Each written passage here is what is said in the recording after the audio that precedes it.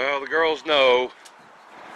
The girls know when I come home from work, they get to come outside. Come on, girls. Line up. Y'all ready? Huh? You gonna get down? There you go. Come on. Y'all ready? Let's see how they watch how they come out. Come on. Yeah, there you go. There you go. Come on out.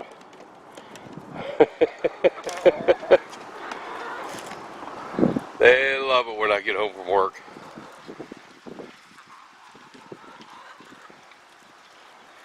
Hopefully we won't get rained on before they go back in.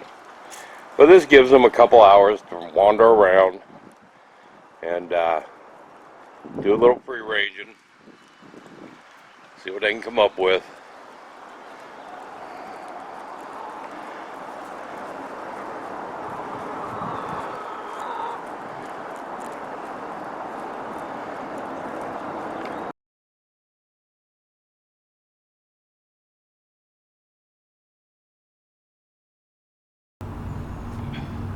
I wanted to do this video as a thank you to jnull0. It's not a shout out for his channel. John doesn't need a shout out. His channel is amongst the tops. If you're on YouTube and you want to know anything about homesteading or gardening or chickens or anything, it doesn't matter what it is. If it's homesteading and self-reliance, John is the guy. And a great channel. He's like a rock star. There's 2 or 3 of them that just, it's fantastic. And his is one of the first I ever subscribed to, and definitely one I've learned the most from. And I thank him for that, as well as most all of you know that's where our chickens came from. John picked out 6 that we could, work with. They were healthy. He knew we had never had chickens. I've never had any experience with chickens before. The only thing I've ever done is bought eggs at a store. That's the closest I've ever come to a chicken. And I told him we wanted to learn about them and work with them. So in talking with him and going down and visiting with him, seeing his chickens, and just the advice he gave. One of the unique things about John that I'm sure a lot of people feel the same way is he has a way of talking to you and teaching you, and it builds up confidence in yourself. He gave me the confidence that I can handle chickens, and now I see that it's not difficult. It's not they're not hard to take care of. But I didn't know. I was a dummy from the city. I didn't know shit. And he convinced me that I'd be fine with them. And the 6 that he gave us have just turned out to be wonderful, wonderful chickens. And 3 different breeds, 3 different age groups. I mean, they were different ages so that we could, experiment with them, and get that full experience. Not little chicks. I mean, nothing like just out of the incubators or anything. They were grown. And they're all laying now. We get 4 or 5 eggs a day, even no matter how cold it is. It seems like we get plenty of eggs. And one of the things, I want to move out to St. Bernard Acres in a couple years when I retire. I mean, that's our plan. And there's a whole lot of these skills that we have to know. And there's, we live in a city, but there's no excuse to not do what you can to learn and work. Like I call this our mini homestead. This is really our classroom with trying to garden, with chickens. We're trying to learn skills that we'll use once we move out there. And it's great to have people like John available that will, take the time and work with you and teach you things and not laugh at you for being some dumbass from the city. He's a really good guy, and I wanted to make sure that I thanked him. We've had these girls, like I said, for 6 or 7 months now, and we're really happy with them. They give us all of our eggs that we want. They're lined up at work wanting to buy more. Uh, and we get a lot of enjoyment out of them. We get a lot of fun just watching them. And, this coop, I mean, I got to do some work to it. I never built a chicken coop before. I never knew what chickens needed. But I, put this together just so that I'd have a place when we went down and visited John last summer and picked the girls up. We could give them a place. And they made it through the winter. I didn't know what you had to do during the winter to take care of them, but they're pretty resilient. They laid eggs for us during the winter even. So I'm really just tickled to death to have them. And I feel very blessed to have met John and, his whole family. I mean, he's a gracious host. He shares his knowledge. You can ask him anything. He doesn't try to hide anything from people. John's just John. And the world needs a lot more people like John. And I hope as I learn things, my thing is I want to be able to teach people what I've learned. I think that's how we're going to grow as a homesteading community. I can get the knowledge and I can pass it on to people. I'll never be as knowledgeable as John. I'll never have that kind of... He's got a unique sense about him that,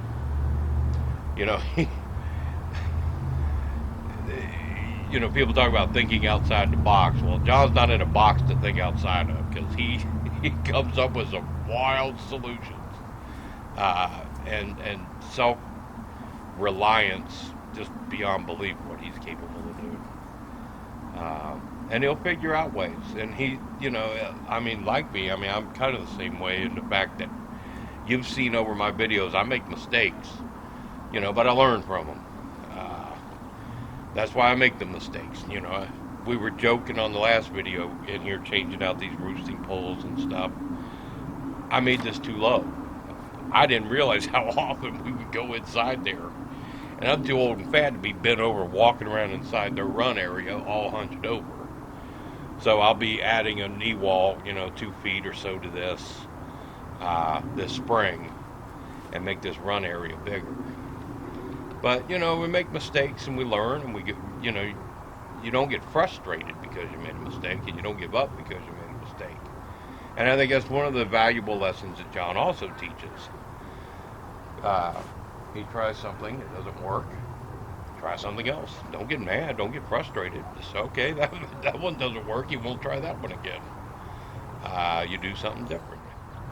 And again, the main purpose of this video is thank you, John. I appreciate what you've done for me. It means a lot to me and Gail both. And I can't wait to make another trip down there this spring. Because Gail sure wants to see pork chop again. That's another thing we're going to have to learn now, because there wasn't going to be any pigs or anything like that, and Gail met pork chop, so guess what? We're going to have a pig when we move out there. Because Gail just loved that pig. And so we'll make another trip down there to visit with y'all again. But the girls are doing fine. They're doing everything we wanted them to do. I've learned that, you don't have to be afraid of them. They're not hard to take care of. Just keep them in good feed, and every day we learn more scraps that they like.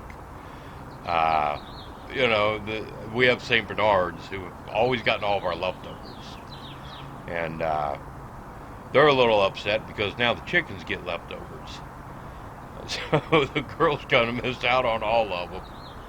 But it's fun to have them around. They're very entertaining. I think this summer when we're sitting out here in the yard and these things are running around, doing their thing, it's very relaxing. And I highly recommend them. I highly recommend you go watch some of John's videos and learn, and he'll teach you how all this stuff works. And when I get into the chick stage of it, and you know, I mean, I'll probably see John and say, okay, can you give me some eggs that I can work with, you know, and get me an incubator and see how that works, and let him walk me through doing that stage of it as well. I mean, it's his channel, Bev's channel. I mean, there's a couple of them that just they're at the very top, and they're what we all, you know, strive to get to. And through their channels, we can take shortcuts and not have to learn totally through experience. We can, you know, check in on them and see what they messed up and learn from their mistakes as well. But thanks, buddy. I really appreciate it. And I'm going to let you go. All right. I may as well take you while I go check and see if we got any eggs tonight. It's a little early. They like to lay once they come back in. We get a couple. Gail got a couple this morning. I don't know if we've gotten any more during the day or not. Oh yeah. There's 2 of them in there. In that box. And we've got one here. So, oh, we got one over there. I just saw that one. I don't know what it's doing out there. I guess one of the girls kicked it out. So, geez, that would make 6 today. I guess they've all laid. I might have to get the little rake out and drag that one back over. I'll be darned. So they're happy. We keep them happy and they keep us happy. That's all that matters. So I'm going to collect these and take them in.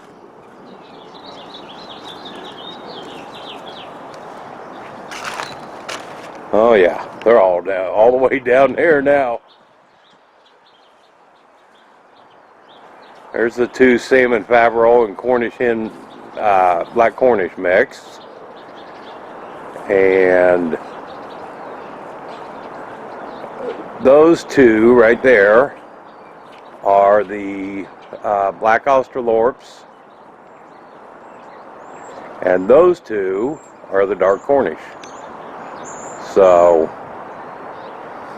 it's a trip how they kind of stay in pairs, according to their breed. I don't know why they do that, but especially the black Cornish. I mean, if one looks up and the other one's gone, it goes running as fast as it can to catch up.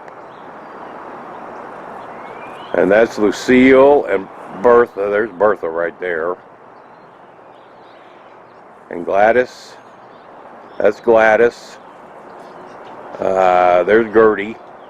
Or vice versa. Gladys and Gertie are them. And then there's Biscuits and Dumplings. And they've gotten fat. I can't believe it. But this is Joe out at the mini homestead here in Wheeling. I'm out.